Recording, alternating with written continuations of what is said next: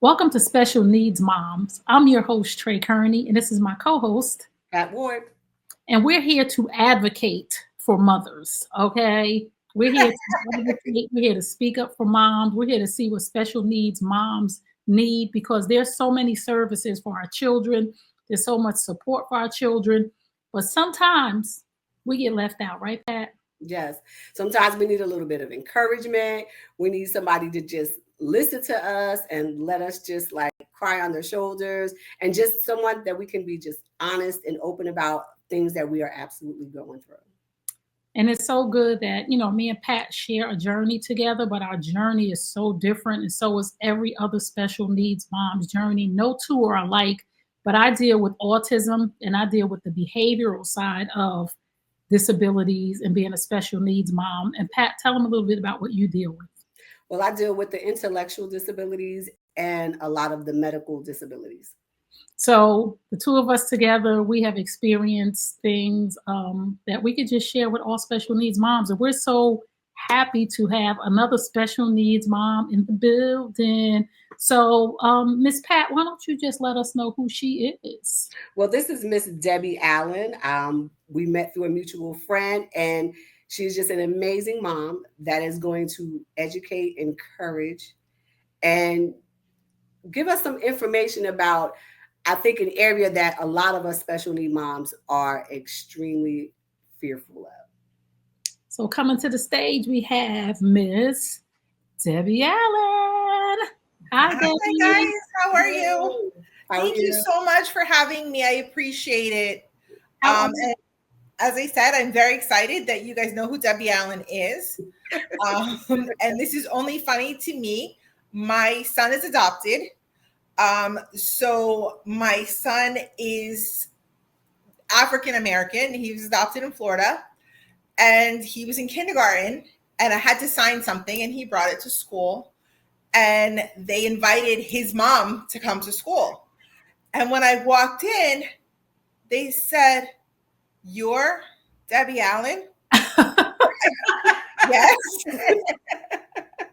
And they said, "Oh man," they were so disappointed. Oh my God, that is so good. Yeah, they looked at me, and John goes, "Mom, I don't think they're happy you're here." That is so hilarious. I said, "No, honey, I think they're not." They thought I was somebody else, baby. It's not me, it's them. So exactly. So Debbie, why don't you tell us how you started your journey and how you became a special needs mom? I would love to. I am honored. I love telling this story about my amazing son. Although I became a special needs mom a different way than what is typically the typical way. I was a special needs preschool teacher, and there was this little boy in my class, and he had a name, and I can't even joke about it, but he had 3 first names, and he was the third. And so when I saw his name on the bulletin board, I thought, holy moly. And then because I was a first-year teacher, I had 2 assistants, and the 2 assistants walk in with this guy. He looked like a little man. He was 2 years old, and he was like a snapping turtle. He was a biter. He was crying. He was screaming. He was biting. And one of my assistants handed him to me because I was a first-year mom and said, a first-year teacher, and said, "Here's your child. There you go." And my child was completely nonverbal at the time. He was going through speech therapy, physical therapy, occupational therapy, but he was abandoned. He was living in a shelter and coming to preschool. And I fell in love with him. I can't even think of another way to say it. I fell in love with him. And the only word, a year later, the only word he had was no. And oh my God, that boy used no for everything. And then his second word was mommy. And he, at that point, I wasn't even married, but they let us take him, my husband and I take him, future husband, take him into foster care. And at 8 years old, he was finally adopted. Right. And the proudest proudest moment of my life was sitting in court with him in front of the judge. He had 14 case managers by the time he was 8. We sat in front of the judge, and the judge said to him, "What do you want?" And he said, "I want my mommy." I cried telling the story, and he looked at me and he hugged me, and the judge said, "Okay." And that's how his adoption was finalized. Fast forward, John had significant behavioral issues. I can't even lie. That's like the mushy part of the story, but I have had black eyes. When they called me to come into his classroom, ironically, like today, I had a tank top on. We lived in Florida, and I had so many bruises down my arms and down my back that the teacher, who was disappointed that I was Debbie Allen, asked me whether or not they needed to call the police on my husband because it looked like I had been beaten. By that point, John had enough language to say, "That was me. That wasn't daddy. Mommy deserved that." So I am full of love and appreciation for my son, but I can honestly say I've taken a beating at his hands as well. For his 10th birthday, like every 10-year-old, we said, "John, what do you want for your birthday?" I'm expecting a new, some kind of electronic gadget or whatever. John says, "Mommy, more than anything, I want a baby brother." So because the child is spoiled, lo and behold, 9 months later, he got a baby brother. I didn't really plan for that, but that was really what happened. But what he wanted was not a baby brother. He wanted a playmate. So along comes this infant who now needs 24-hour care. And John was used to being an only child. His behavior then, there were not words for. I tried to do something special for him. I had him in the back seat of the car. I thought, wow, let's do like his favorite thing. Let's do a mommy baby, let's do this fun thing. And he was old enough to not be in a car seat at that point, but he was in the back seat, and he jumped out of the back seat, grabbed the steering wheel because he didn't like where we were going. And then he grabbed my neck. So I've been on the side, obviously, of getting, on the side of aggression.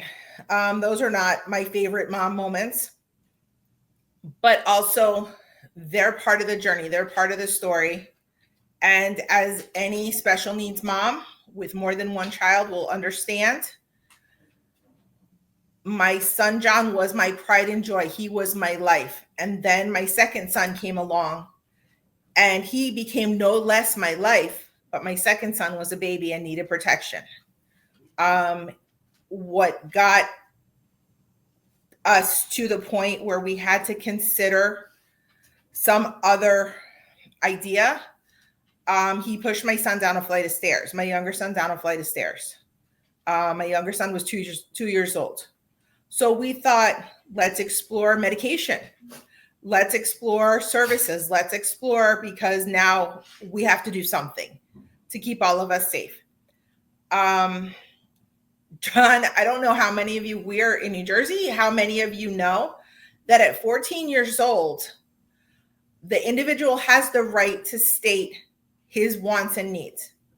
So after he pushed my son down the flight of stairs, the ambulance came. The ambulance took him to Bergen Regional, New Bridges. I don't remember what it's called now. He was on a 36-hour hold.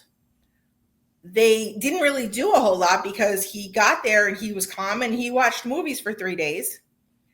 And he told his therapist that he wanted to come home. And I asked them when we came for family therapy, I said, well, what's going to be different? And they said, well, nothing, but John wants to come home. And I said, but he's not safe at home. And they said, are you saying you won't take him home? I said, well, I'm saying I'd like him to be safe at home. And they said, if you're saying you won't take him home, that's abandonment. And Miss Allen, he is saying he wants to go home. So if you don't take him home, we will have to take both children because you are abandoning them. Wait. Mm-hmm. Was that not where you wanted me to go with the story? Because No. I could edit it, and I could go some other place because this is going longer than it probably should. So let me ask you this, Debbie. What is your son diagnosed with? My son is diagnosed with oppositional defiant disorder, reactive attachment disorder, and they ruled out fetal alcohol syndrome, but he's got all the traits of, again, he's adopted.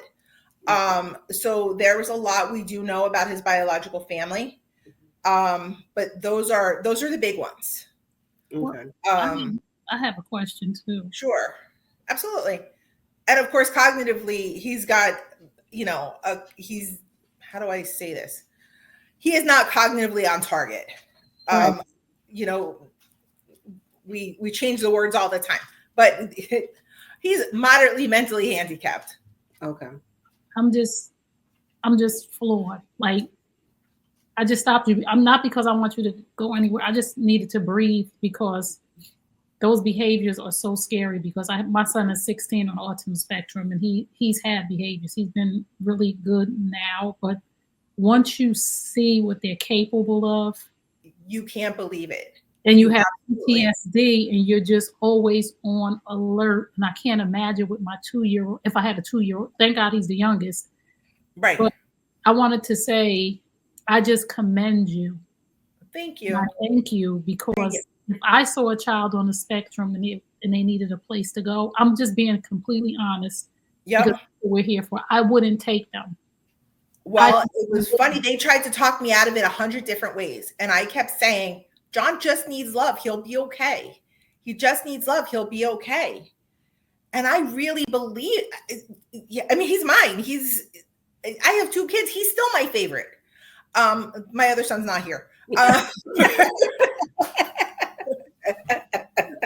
But they both know it. John is still my favorite. But the timing for John was a nightmare because my kids are officially 12 years apart. By the time DJ was 2, John was 14, going through puberty. Right. He had the rage. He had the testosterone. He had all the things that he couldn't deal with as a typical boy, because I saw it with my younger son when he hit 14. There was nothing, and now he's mad. And the one person, I was a special ed teacher. I was trained in everything, including crisis management. And I would bring John because I taught crisis management. I would bring him because, you can't practice on kids, but when they're your own kids, you can. And I would bring him and I'd be like, all right, John, this is what we're going to do. And he knew the whole thing. I was the one that could control him, not in a mean way, but in the kind of way when his body was betraying him, I was the one that could wrap my arms around him and control him. And he knew it. When he got bigger than me, he is currently 6'3". I am not. When he got bigger than me, his whole world spun out of control because mommy can't control him. And if mommy can't control him, who can do that? And that was, he didn't know what to do. And he didn't have, the day that I took him, his psychiatrist that he had when he was in foster care, she was a pediatric psychiatrist. And she told me at 3 years old, she said, Miss Allen, he's going to need medication. And I said, absolutely not. You're not medicating a 3-year-old. When I came in, he was 15. When we went back, I went in and she and I sat there holding each other. John had no idea what was happening. She said, Miss Allen, I thought you were going to be the one that won.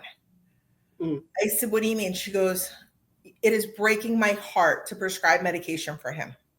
She said, at 3, I know what's clinical. She goes, it is breaking my heart to put him on medication right now.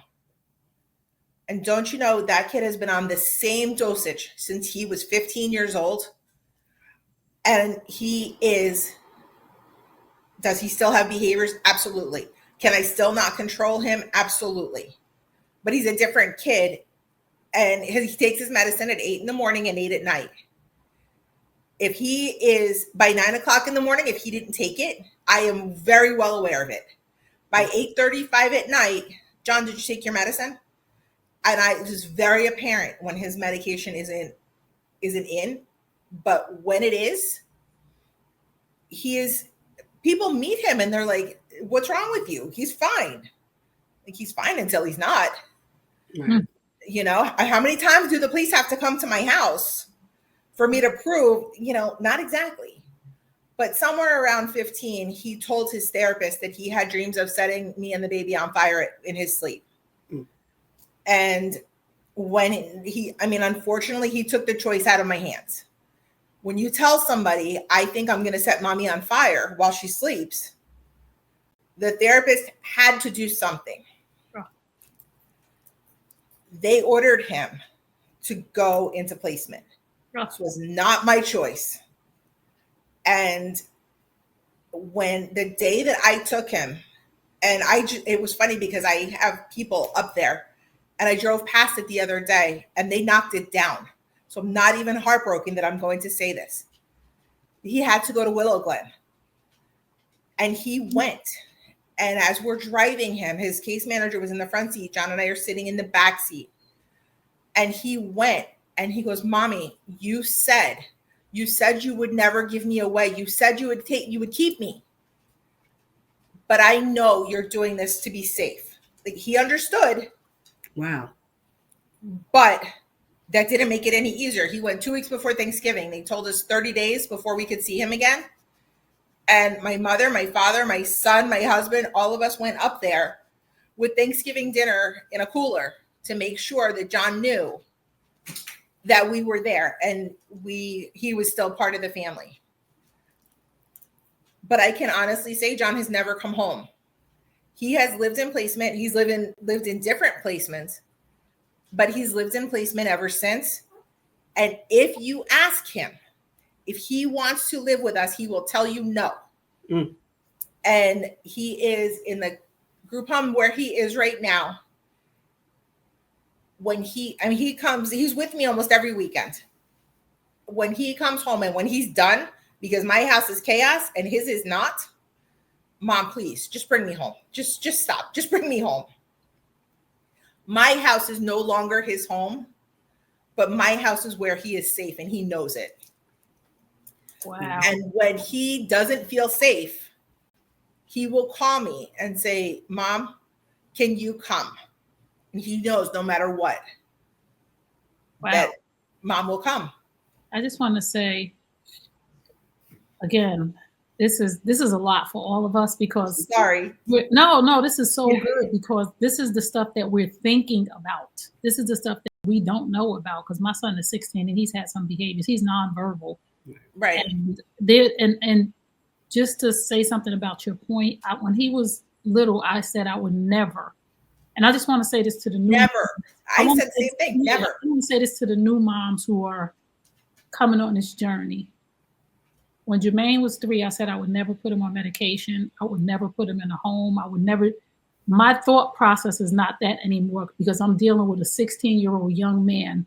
He's getting stronger. I'm getting weaker. So over June and July, I had a very bad 2 months with him. Like my anxiety and everything, I was on medication. I had to get something because I was so anxious.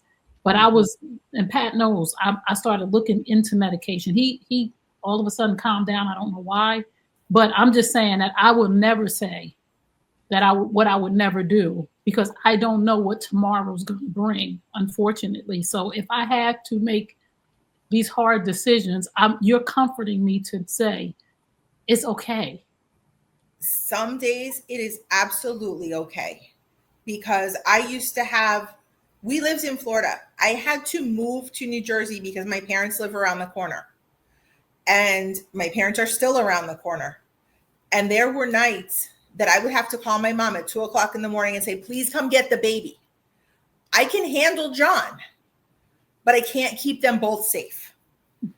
And, or my dad is amazing with John. My dad's a diabetic. And for some reason they connect. I don't know what it is, but John feels like he needs to parent my father.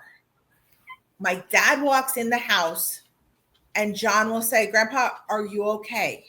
What can I do? Which changes his focus from whatever it was that he was losing his mind over. He'd be like, Grandpa, your eyes are not okay. You need chocolate. You need something. And it will change for him. But at 3:00 in the morning is that, we all went on no sleep, and not because I had an infant, but because I had to worry, was my son going to kill me in my sleep? So there was always somebody awake to make sure that we were safe, and we would just take shifts. So believe me, it wasn't, if the state didn't make the decision for me, I don't know that I ever could have. But they asked me, they're like, either John can live someplace or the baby can. And I was like, what are you talking about? Wow. My younger son probably spent more of his infanthood sleeping at my mother's than he did in his own house. Wow. Because that was just, I had that support system, and not everybody does. And that's all I can say is I had a support system that I am so grateful for. But my husband and I left our whole life behind. Wow. He had a job I haven't taught since I left the state. Like, we both had to say, what do we do now? How are you? I am so grateful you asked, because that was the dark side of my story. That's the darkest that it gets. Right now, my 18-year-old is going to college Thursday, and John is turning 30 tomorrow, which he has reminded me 170 times. Mom, I am turning 30, which is, nobody is more shocked than me that John is turning 30. When I started moving my 18-year-old into college, his roommate's mom said, oh, is this your first child to go to college? And I said, yes. But I started reflecting on the time when John was going to live someplace else, and now DJ is going to live someplace else, and the very different, the difference of it, of course. But knowing that for both of them, I can only pray for my older son leaving for college, that it is in their best interest. It is for what will make them a better person. And it's not the journey that I thought it would be. 100%. Like, we all have, what are your plans going to be? When I adopted my son, I was convinced love was enough. And as it turned out, it is. It just wasn't the way that you see on commercials when you're like, oh, I love my baby. Wasn't quite like that. But I still love him more than anything in the world. And I have never, in the 28 years he's been part of my life, I've never had one day where I thought, the hell was I thinking? Sorry. Or I wish somebody else could do this, because it never crossed my mind. That child is as much a part of me as the one I gave birth to. And well, I think that sometimes. well, okay, it crossed my mind that, like, could I go on vacation? It was mine. He lost his temper in Disney World. Like, who does that? All because we didn't go in the pool at the right time. Like, it wasn't even like he didn't want to see Mickey Mouse. It was because we didn't go in the pool at the right time. He looked at his watch because I told him we'd go in the pool at 3:00. It was 3:05. We had been waiting for a bus. He lost his temper in Disney World. Wow. No joke. It was Goofy, Mickey, and a couple other people that helped me control him at 7 to get him on the bus so that we can go in the pool. Wow. Yeah. It's just, there's a lot that people don't see behind the scenes. And again, we're here now because we want to advocate for you, right? I know your son is 30, but this is still a part of your journey forever. People don't understand. People don't understand this is forever for us. Absolutely forever, because tomorrow is his 30th birthday. He wants to know now here's our journey. When could we go to Chuck E. Cheese to play the video games for his birthday party? Him and 4 of his friends. And I'm saying, how about Dave and Buster's? He's like, no, I don't like that as much as Chuck E. Cheese. So I'm trying to figure out when Chuck E. has the least amount of people, because his two best friends really are. John has a whole lot of, like, he's like, for lack of a better word, he's like a mutt. If you consider, like, they have pieces of every disability. John can tolerate a lot of different things, but not a whole lot of one thing at a time. Right. And he has two friends that are autistic. So I have to be delicate with them too, because Chuck E. Cheese is a lot. And when is the least busy time that I can take these adults into Chuck E. Cheese without looking like they're, I mean, that's a lot, but Chuck E. Cheese is their favorite place. I'm like, I can't even. So I'm like trying to work out. And he's like, well, Mom, I have to tell them, what time can we go to Chuck E. Cheese? I'm like, I don't really know. Like, could you give me a minute? Like, I'm still trying to process that. And what he wanted more than anything in the world for his birthday, he wanted a video game. He's like, the new Nintendo came out. Can you get that for me? That's what I want. And yes. He's, I argued. I'm like, it's your 30th birthday. Do I really have to do this again? And I'm like, but if anybody else said, what do you want for your birthday? And you're like, oh, more than anything, I want a spa day. Nobody would be judgy. Why should I be judgy that he wants to play Super Mario for the 970th time? Yes. Yeah, no. So that's just like, you talk about Chuck E. Cheese. Now, my baby going to be 26. Well, he's 25. He'll be 26 right? Next month. Happy birthday. Well, that's his spot. Like Chuck E. Cheese.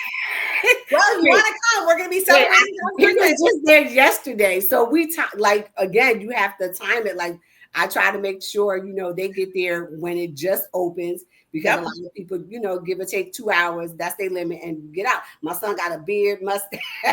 I mean, he's a little guy, so it doesn't look too bad, but the beard and the mustache kind of throw it off. But yeah, my son has been listening to Yo Gabba Gabba since he's 16. Since he was 2, that's all he watches most of the day. He goes off a little bit, and then he listens to it in French, German, Spanish, but it's all Yo Gabba Gabba. And I've tried Disney. I've tried everything. If you want to look at a blessing right in the eye, here you are. He's young enough that you did not have to tolerate Barney, and you did not have to tolerate Elmo. That's all I'm saying. I'm so sick of Barney on repeat for 3 years was not okay. And to this day, I cannot. I just flat out cannot. So be grateful for the age that he is, that you had Yo Gabba Gabba and not Barney or the Teletubbies. They were not a joy either. Oh my goodness. Yes. How have you begun the healing journey? Because there is a journey, because we dealt, like my son on Super Bowl Sunday, he caught me off and scratched my face really bad. And I'm still shook from that. So how have you begun the journey of healing from the aggression? I'll be very honest. I have tried until he got to a place that I was able to feel safe with him. He tried to jump out of the car on 287. There were places that were terrifying. My younger son can't go to Paramus Park, right? He's going to be 18 years old. He can't go to Paramus Park without pulling in the parking lot and going, do you remember when the police had to come here for John? And I mean, there's things that I honestly avoid, and that is not really the answer. But I try and look at all the amazing things, and not the day that he wanted to go to work, but he didn't want to go to work, and he ran away from his group home, and the group home called me and said, we can't get John back. And John was in the middle of a town. And I'll be very honest. So as I mentioned, John is African-American and I am white. So here's this white girl chasing after a kid that's an adult. Oh, and then now he's threatening me because I caught him. He's now threatening me. And I'm going, please, God, please don't let anybody call the police, because nobody's going to understand what's happening right now. And it was just, there are times. So then I started figuring out like workarounds, and I'll be the first one to say his group home manager can manage him 1,000 times better. Like, I am always the bad guy. And then he'll be like, you know what? I have to call his group home manager. John will say, you have to call him because he can talk to me nicer than you can. But healing from it, I just have to think of the good things, because otherwise I can completely and totally get pulled down by the terrible experiences that, you know, we've all gone through, the scary ones, I thought we were past this ones, and I think those are the hardest, the ones that you don't see coming. When everything is fine and then it happens out of nowhere. And you go, but wait, I thought we were done. I thought we weren't doing this anymore. So in terms of healing, I can say I try to make sure that any situation, I can't plan for everything, but I can say that I try to make sure that I have backup before I come up with what we're going to do. Mm. Does that make sense? Yes. If I'm going to come up with something that I'm not sure how it's going to go over, I will tell him some different day. Right. You know, I mean, he lost his temper going for ice cream. So it's not even like I can say, because we went to the wrong ice cream place. Right. And he's like, what do you mean we're going? No, we're not going to that Dairy Queen. We're supposed to go to this one. Right. And I'm going, but this was supposed to be a nice thing. Like, why are you hitting me when, and then, you know, it's a matter of, I don't want to get mad back, but my feelings are hurt and I cannot even sugarcoat that. Like, your feelings are hurt. And as I'm crying, it's not because he hurt me. Well, he does hurt me, but it's not because he's hurting me. It's because I thought we were done. I thought it wasn't going to happen again. And it doesn't go away. Oh my goodness. I know exactly what you're talking about. And you get that trust and you're like, all right, we're over this. We fixed it. And I guess using a dog analogy is horrific, except that I just got a puppy and he's 3 months old. And this puppy, like, we're training him and he's doing great and everything's hunky-dory. And then all of a sudden I'll go pet him and he'll bite my arm. And I'm going, but we were past this. Like, we were done. Like, pee on the floor, do any of those things, but stop biting me. Right. That's what happens with John. Again, I understand 100%. I am not comparing him to a dog. No. Again, like, this is where I am in my life right now, is that I have this puppy who keeps biting me. And I'm like, but we were done.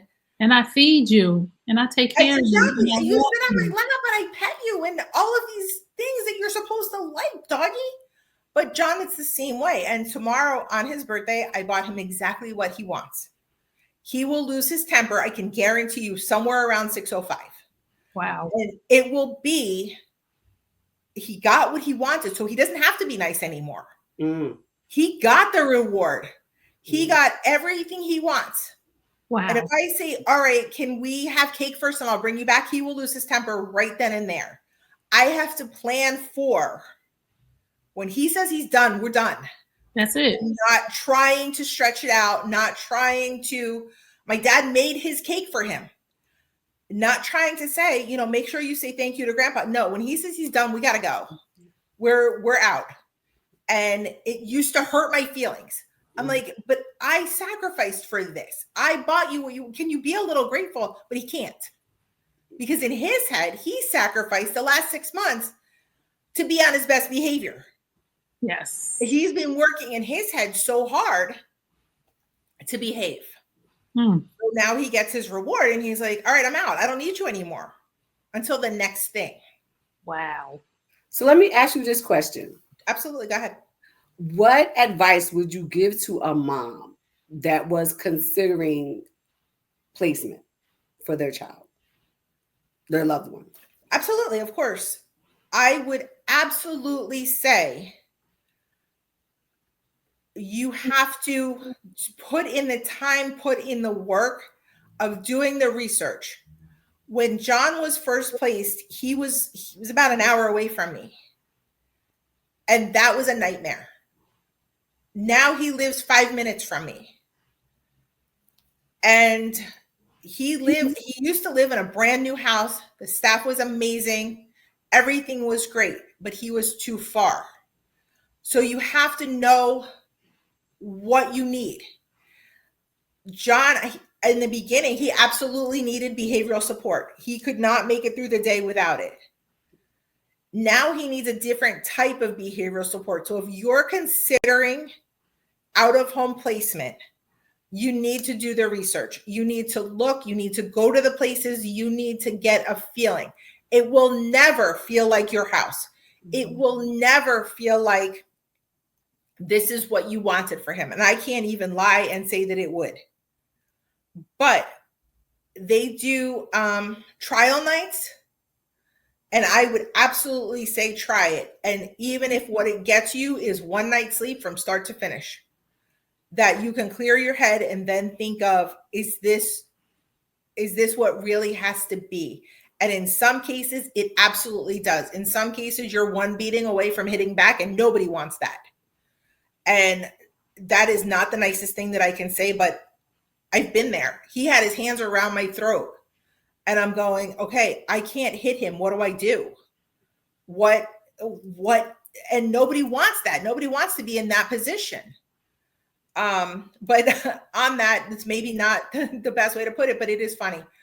I could never, everybody has different philosophies, and everybody has to do what they feel comfortable with.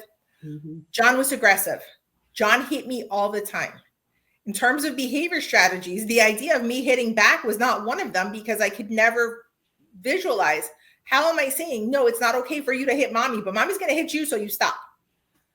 So he knew very early on that I didn't believe in hitting, and not because I stood on any great philosophy other than it just didn't seem to make sense. But when my younger son, the day before he started preschool, he got this idea that he was going to put a fork in an outlet. And I grabbed his hand before he could do it. And John was home, and I slapped him. And it was a knee-jerk reaction. And John came over and grabbed my hand and goes, "What are you doing? You don't believe in hitting? Do not hit my brother. That is not okay." It was my proudest moment as a parent. That was the thing that he learned, that no matter what, I am the safe place. And at that point, he didn't live home anymore. Wow. See, and I just take heed to what you said. Like, we all live differently, right? You know, one thing I always say is that we have a tendency to say, "I will never do that." Or "I would never do that." Oh, that's just not what I'm going to do. But what I've learned over the years is our kids can have the same disability, different disabilities, but I don't live in your house and I don't deal with what you're dealing with. You don't live in my house. We all have different supports. Absolutely. Family dynamics. The situations are totally different. And I've learned that you cannot judge what someone else is going through. Absolutely not. Because you're not there to deal with it and manage it for them.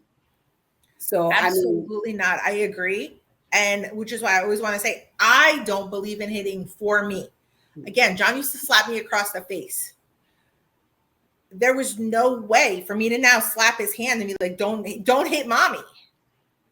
But that doesn't mean that in some other situations, you know, okay, let's be real. Yes, there's laws. There's this, there's that. Everybody has a thing. World according to me, I just couldn't justify it to myself. I don't stand on some sort of pedestal that I wouldn't beat my kid. It didn't make sense to me. Right. You know, and as I said, when he stood there and said, "Mommy, you don't believe in hitting. You don't believe in hitting. Don't hurt my brother." Right. Now we're trying to de-escalate when it comes to our special needs children, because it can get out of hand. Like I have a son, I have a 30-year-old, a 25-year-old, and then I have Jermaine, who's 16. Right. The way that I dealt with them, I can't deal with Jermaine that way. Like, absolutely. A certain tone will set Jermaine off. Like, certain energy will set him off. So it's always a level of, I'm trying to de-escalate the situation, not to let him run over me or run the house or any of those things. I just know the things that will trigger him, and hitting him is not an option. It's not going to help. Nope. And plus you have to de-escalate yourself. Yes. And yelling at him is not an option, because it's only going to get worse. Make me have to possibly call the police, or what. I don't know what that looks like if it got to that point. but I don't want it to get there. So people were like, one of my sisters, she was like, you need to handle him. I said, you don't even know. You don't even know. Exactly. You don't even know. You don't even, you guys know, but you no idea, right? And so that's the irony, because people have said that same thing to me. You need to handle him. I'm like, listen, you have no idea how he will handle me long before I get him in control. Mm-hmm. Yeah, you don't know the level of, after a certain age, and like you said, the testosterone has set it. And I've dealt with this with my two older boys, like 30 and 25. I remember them at 14, 15, bucking up, and me being able to say to them, I will knock you out. Exactly. Like, if you don't go somewhere, who don't even, and to be able to tell them, and to even be able to tell them, if you behave this way, you can go and live somewhere else, or the police will come and get you, or the state will come and get you. And when you leave here, you take nothing with you. You go, and then you will go somewhere where it's not so pleasant. So I was able to have that conversation with them, or to tell them, if you don't go somewhere and sit down, but this is a whole different situation. Because you don't know they comprehend. You're not sure what they fully understand, if they're even getting it. And then on top of it, I know for you, Trey, like your baby is he's nonverbal. Right. So you don't even know what is triggering the behaviors. Yes, absolutely. So that totally, makes a huge difference, because if you hit him for acting out, but he's in pain because of something else, and that's why he's acting out. And how awful do you feel then when you're like, oh, wait a minute, he's got 102 fever. Like, oh my God, was he trying to tell me something first? And I got mad. Right. Right. So we have to be mindful of that. You know what I'm saying? We have to be understanding of that stuff. So, and a lot of people don't get that. Right. Yeah, a lot of people don't get that. Like, there is, how about control me first before I react to what's going on around 100%. But again, until me is so hard. But again, until you're in the situation, because I used to be that woman in the supermarket that saw a kid acting out and was like, why don't you, if she don't beat, I'm gonna go over there, until it was me. Yep, absolutely. And I know it's not funny. It's not even something to laugh at, except when you're talking with other people who have been in a situation, and that's why we're here. You gotta look at the humor in it. I remember John started banging his head, and he would bang his head on the wall, but John doesn't like pain. So what would happen is it became an attention-seeking behavior, because he wouldn't hit his head hard enough. And then one day he hit his head on the tile floor and started crying. And he's yelling at the floor because the floor hurt him. But out of sheer stupidity, I put my hand between his head and the floor so he wouldn't get hurt. And I'm crying because, boy, did that head hurt. Now he's crying because his head hurts. And I'm going, what was I thinking? But, to protect the baby. Right. Yes. Don't hurt your head, buddy. And regardless of what our situations are, we're always going to protect our kids, our children. Oh, yes. So, yes. I mean, like, it could be the worst scenario, the worst situation. I said worstest. It's always the worstest. It is the worstest. Yes. Right? But it could be like the most awful situation, but those are our babies. So regardless of what's happening, we're going to take care of our babies, and we're going to protect them. Yep. So let me ask you this question. So now that he's in his living arrangement at the group home or whatever, when you have to pick him up and drop him off, how does that make you feel? Because he's happy about it, it's fine. It used to be I would drive away crying my eyes out and go, what did I do? Why can't I just let him stay home? What's wrong with me that I can't do this? What is wrong? What kind of parent am I that I am? Sorry, I have to wiggle. What's wrong with me that I can't parent my child and have him live with me? Why can't I do this? What would you say to parents who feel that guilt of, why can't I control my child? Why can't I stop? Someone said this to me, and I have passed it on as many times as I possibly could. Someone said to me, you are parenting him. You are being the best parent possible, because if he were with you, you know what is happening. You know what he can do. And what are you teaching him? You don't want him to be in a situation that he can't get out of. And, you know, if he hurt me, if he hurt his brother, he hurt one of us, there was going to come to a time that I couldn't save him. And nobody wanted that. And by having him be a part of my family in a way that doesn't look like everyone else's, I am his parent. I am the person that he knows loves him no matter what, but he just can't. And ironically, because he's, you know, he's on the night of 30, but somewhere several years ago, I asked him if he wanted to come live home, and he said no. He did not want to come back. He said, your house is too much for me. And I thank God every day that he is able, after years and years of therapy and speech therapy and every other type of therapy you could possibly imagine, that he is able to say that. And on Christmas morning, when he is home, he gets whatever he gets. By 12 o'clock Christmas morning, he's like, bring me back. I'm done. He's done. He doesn't want to see anybody open anything. He doesn't want to hear about it. We have breakfast first. And on Christmas morning, 12 o'clock, bye, Mom. Take me home. But I am his parent, and he knows it. You are an amazing woman. But before we go, thank you. What do you need? What do you need? What do you look forward to in your future now that your baby's going to college? What do you look forward to? What do you need as a special needs mom? You know, it's funny because somebody asked me that at one of the orientations for college, and they said, oh, what are you going to do now that your baby's going to college? Look back at what you did, you know, before him. Are you going back to some of your interests? I'm like, some of my interests. I said, I've been a parent for 28 years. Before that, I went to the beach and did nothing. You know, like I couldn't even, I was in school and I went to the beach. I'm like, what would I do? What I am most looking forward to now, because the baby is going to college, is repairing some of the relationships that maybe didn't get the attention that I couldn't give them. And I don't want to end this on a sad note, but my best friend's mom, my best friend and I, we grew up together. We were in high school together. Her mom passed away 2 weeks ago. And she was 90. She passed away in her sleep. It was a very peaceful thing, and it was very expected. But because of where I am in my life right now, I can give her the time to grieve.